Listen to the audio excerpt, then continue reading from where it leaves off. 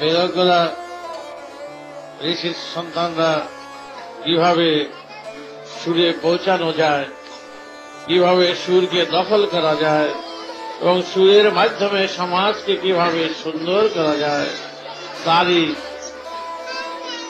ধ্বনি দিতে।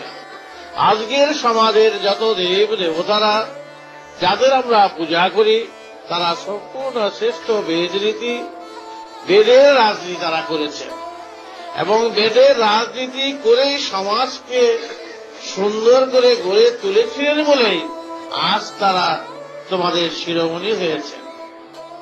কিন্তু আজ শিব বলো, পার্বতী বলো, বিষ্ণু বলো, যত রাম বলো, নারায়ণ বলো, যত দেব দেবতারা যাদের আমরা পুজো করছি তাদের ইতিহাস যদি খুঁজতে যাও, দেখো প্রত্যেকেই সমাজ সেবায় তারা নেমেছিলেন। সমাজের খেদ পঙ্কিলতার বিরুদ্ধে তারা লড়াই করেছে। তারা সম্পূর্ণভাবে সমাজকে সর্বদিকে সুস্থ সবল করে তুলে সুন্দর করে গড়ে তুলেছিলেন বলেই আজ তারা দেবতা। আজ তাদের আমরা পুজো করি, মঠ মন্দিরে রেখে তীর্থযাত্রায় তাদেরকে স্মরণ করি। তারা কিন্তু সমাজের বুকে বিরাটভাবে আন্দোলন করেছিলেন, আলোড়ন করেছিলেন।